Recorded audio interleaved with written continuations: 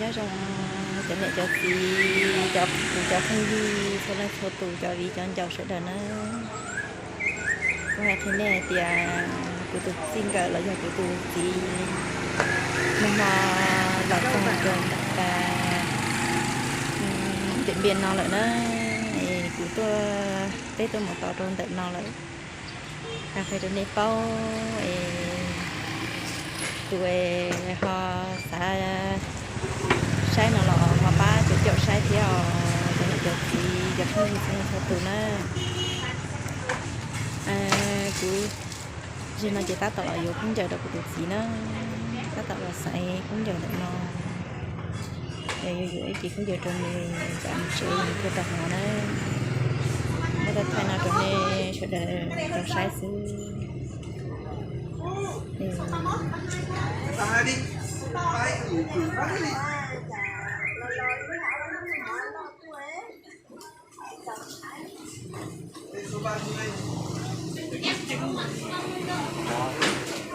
vô chỗ nhà xong rồi chị ạ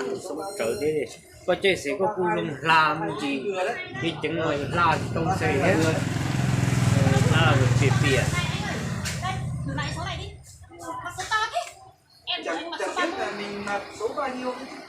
chị chơi từ nó làm cho chị gặp không đi nếu muốn nhau lên để theo nếu cô có nhẹ theo nếu cô chỉ tao no chỉ tao nhau trong tiền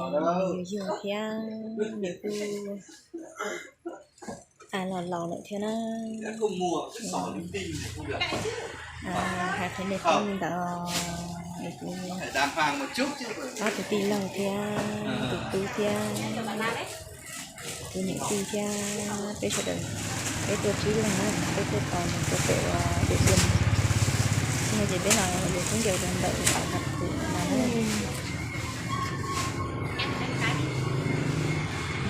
nó phải chọn đồ cho nên là gì cho không sẽ đợi có ở nhà tôi xin cỡ là dùng gì lo đồ nó mò xì vậy là trong đồng định nó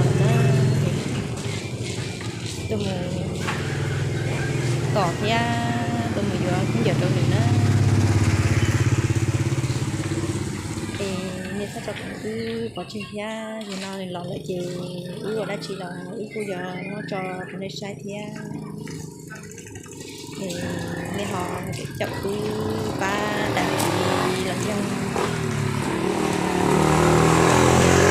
nên là cho khi tôi làm sao tôi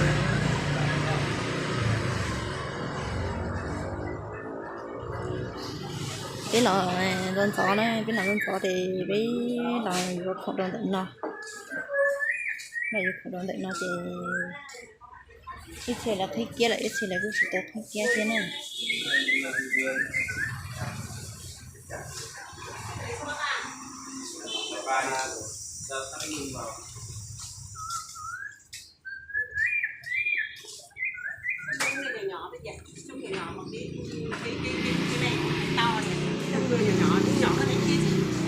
có khẩu à? tôi giảm rồi, tôi giảm rồi, không thế đấy, tôi giảm 5 cân rồi đấy. Vô cho ấy nhờ lâu rồi một chế nó bỏ cho pla thì chả trò tua tiếp à? phát trực tiếp thôi, rồi anh em biết. Mẹ đi chân đã đi làm đầu mà anh đã không anh đi không đấy nhớ là mà vô trong mà là vệ chế nào vô là nó mò vô trò tua về lúc như lâu rồi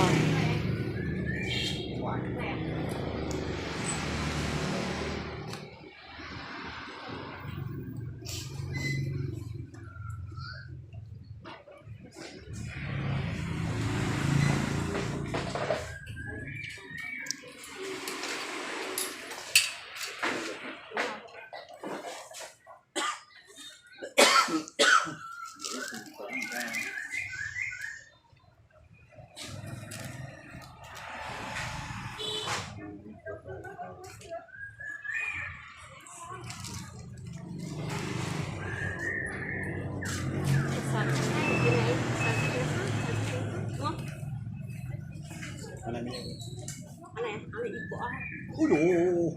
rẻ tiền ít bỏ. Cái này của em ít chi rồi.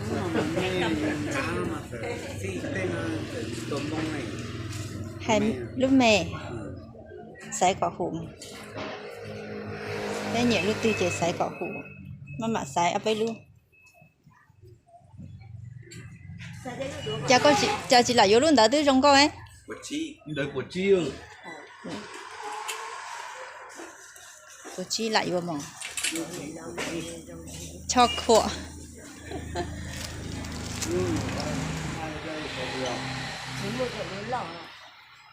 lúc đó cũng thêm nhẹ rõ ra lúc đó chỉ của chị hay cháu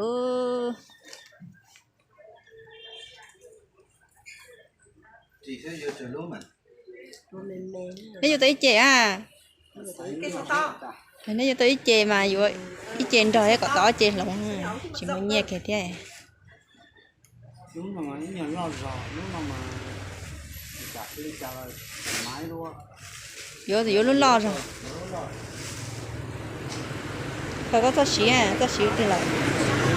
Cái màu này nó không thích đâu. Cái màu này nó thích.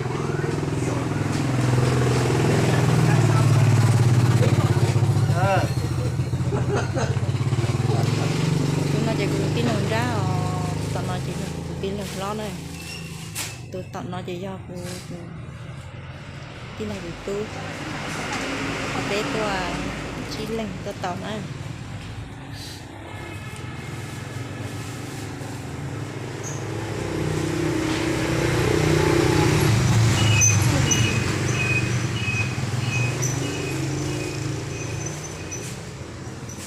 Bây giờ chỉ chọn cái áo thôi. Ra quảng cáo thì thì một cái trận nào trong này sai xứ thì bây giờ tôi chỉ cho thật từ cái ngon đừng nào tao hai giờ tới mà đi họ đọc thay đồ đó nên sai nó giờ này giờ gì giờ bao nhiêu giờ đây sẽ nó thật từ thì sau đây nhớ rằng này cái mọi sự chỉ lừa nó